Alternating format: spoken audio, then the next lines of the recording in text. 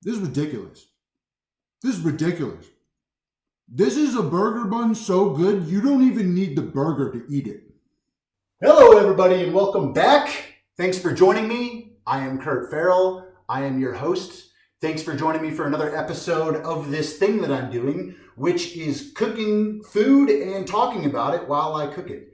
I like eating good food, so I learned how to cook good food, and I'm also pretty good at talking. So that's what we're going to do. We're going to do all of those things here today while we prepare for another feature episode, which is going to happen this weekend, which is going to be burgers, a simple yet extravagant and awesome item to cook.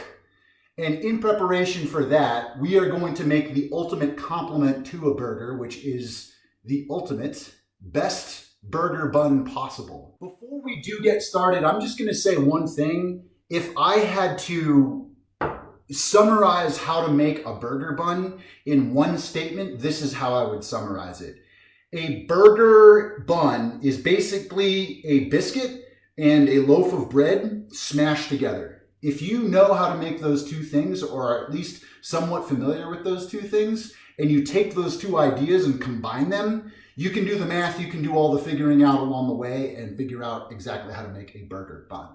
In preparation for today's bake, technically. In preparation for today's bake, I went ahead and prepared all of the ingredients at least I can think of that I need to prepare in advance. 3.5 cups of bread flour, 2 teaspoons each of instant dry yeast and kosher salt, 2 tablespoons of sugar, 1/3 cup of buttermilk, 3/4 cups of water, and 6 tablespoons of butter. What we're going to do first is we're going to grate our butter so that way we can mix it into our dough nice and evenly. Then we are going to combine our dry ingredients, so everything from here to here. Then we are going to take our liquids. We actually need to heat these first to anywhere between 85 and 100 degrees Fahrenheit. Anything too far above that, like 110 degrees is your danger zone for killing your yeast. Anything below 80, 85 degrees Fahrenheit is not going to activate your yeast. So you really need to get that nice sweet spot in terms of temperature. We're going to start by grating our butter. I, earlier this week, made butter and buttermilk, and we'll probably do an episode on that at some point, but I can save you the trouble now. I probably shouldn't be talking you out of watching future episodes, but I'm going to do it anyways. In order to make butter and buttermilk, you literally just take cream and put it in a food processor and process the crap out of it for like 15 or 20 minutes. What you'll end up with is beautiful homemade butter and buttermilk.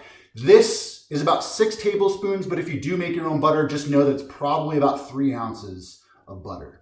As you may or may not have inferred, I am a big fan of the KitchenAid. If you do not have a KitchenAid, just grate your butter. Actually, it's perfectly fine to not even grate it. If you just chop it up into small pieces, that's perfectly fine too. You should end up with nice, beautiful little flakes of butter that you're going to use to combine. This is a great method for when you're making biscuits. This is perfect. Our butter is ready to go. It's going to soften up real nicely now that you get it into those small pieces with a lot of surface area. And we're going to affix our trustworthy dough hook. And we're going to start by combining all of our dry ingredients.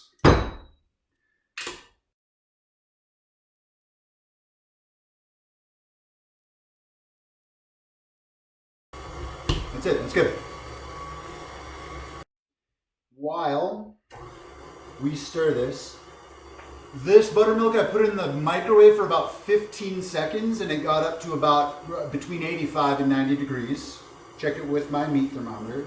So if you don't have a meat thermometer, 15 seconds in the microwave should do the trick. And this water, I checked on the way out of the tap, just using my hot water tap.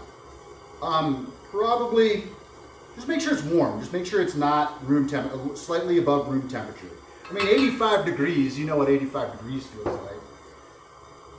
Work your way up to the 2 setting. Let this knead for maybe 1 or 2 minutes. You just want the dough to come together and you want to get a ball. And you just don't want it to be like dry. Once you're starting to get a little satisfied, not super satisfied, but once you're getting a little satisfied with how this looks, you're going to start slowly adding in your butter.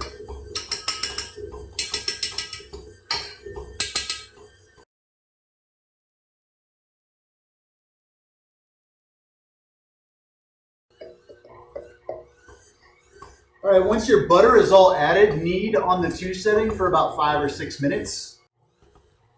So we're about halfway through our knead right now. I'm going to show you what we got.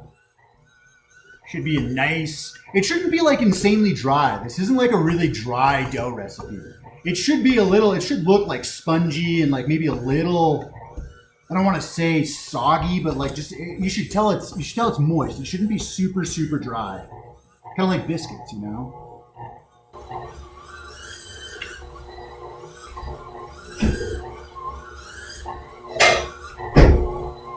Oh, guess what time it is?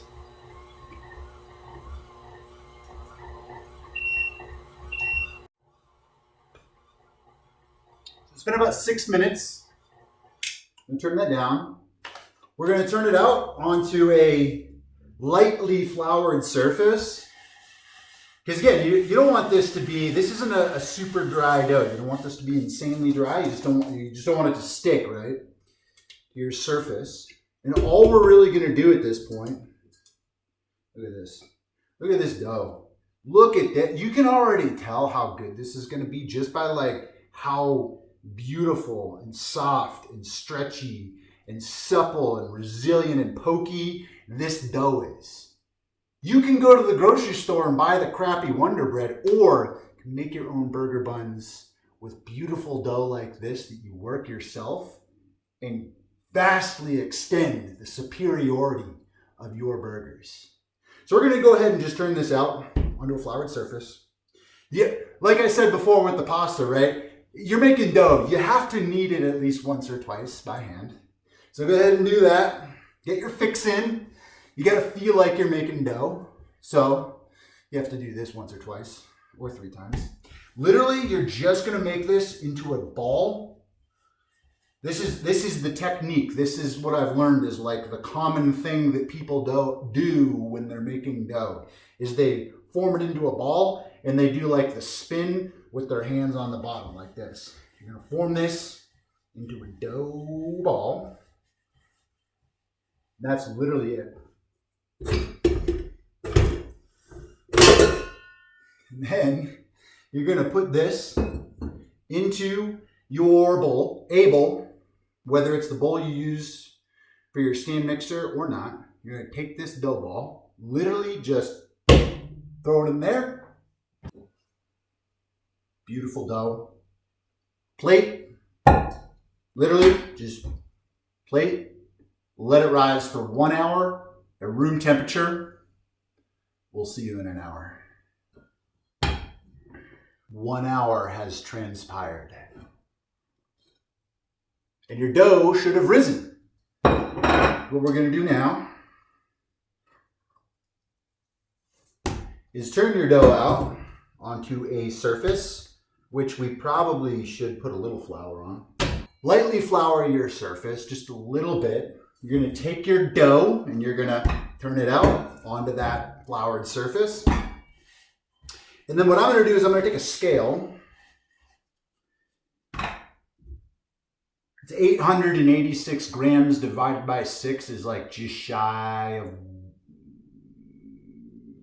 it's just shy of 150. So we're going to roll this out into a long kind of like loaf here. And what we're going to look for is pieces that weigh just maybe like 145 grams each.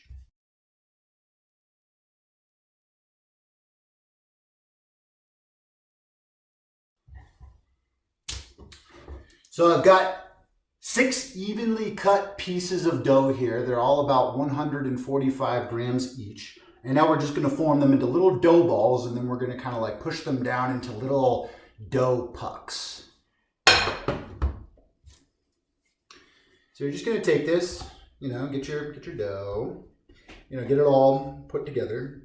You're going to work it into dough balls by using the technique that I showed you earlier, you know, the baking technique.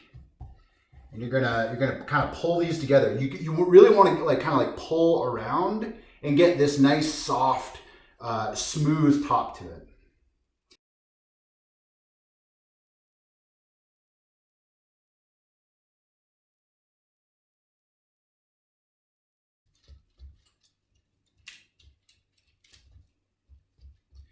We're gonna pat these out. So they're like little hockey pucks. Now these are gonna look like miniature buns, and that's because currently they are. We are going to let these rise for another hour. That one looks a little lumpy for some reason in the camera. It's just the camera. It's not lumpy in person. We're gonna let these rise for another hour. Hence why they should look like miniature burger buns, because they're gonna expand and hopefully about double-ish or almost double in size. I almost forgot you do want to cover these as well. I don't have anything good to cover these with other than a clean kitchen towel, which should work fine, just as long as it's nice and clean. I'll let these rest for one more hour and we will see you then. So we are going to let these rest for 1 hour, yes, but I'm going to set my timer for 40 minutes and then 20 minutes because we're going to preheat our oven in 40 minutes to 350 degrees Fahrenheit. We did briefly lose audio input during the recording, but allow me to enlighten you. After 1 hour, admire how your buns have risen. Then melt down some butter and brush the tops of them and insert them into a 350 degree Fahrenheit preheated oven for 30 to 35 minutes and say hello to your dog. We are going to let these cool for like at least 5 minutes. Just give them 5 minutes to cool, rest, come out of the oven, and pipe down. So it has been a couple of minutes since we took these out of the oven. These are all freaking gorgeous. Look at all these. These are all gorgeous. You know, there's a little. They're just basic. They're just really delicious, like sandwich buns, basically. But yeah, I'm gonna go ahead and pick on this one that has this minor imperfection in it. It's just got this little knot on one side, but you can tell it's this delicious bread on top. It's got nice little like rigid structure to the top, and then on the underside, look how soft that is. We're not gonna poke a hole in it right now, but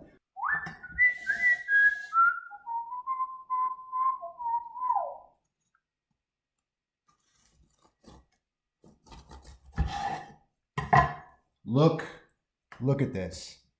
Look at this. This is just like, I want to say this is like, it's dense, but like spongy at the same time. Like this just has sustenance to it. This is 1,000 times better than the stuff you're going to buy in any grocery store, especially the pre-bagged stuff. And it's still going to beat bakery. Homemade bread, homemade dough, anything is always going to be 1,000 times better than what you get in the grocery store. And this right here, this is just gorgeous. And this is my most imperfect bun. A burger on this, yeah.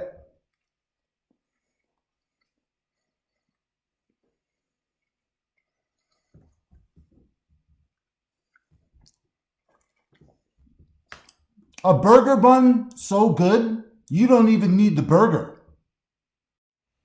I literally cannot stop eating this right now. This is like, you ever just have like just delicious bread? Delicious bread fresh from the bakery that was just so, like, smells so good you just had to take a bite and you just couldn't stop. Like, that's what this is. It was so good.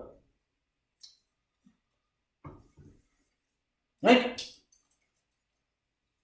no, this isn't for you, bud.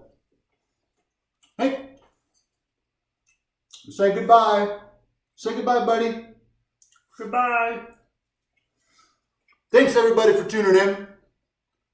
Please tune in for the burger episode.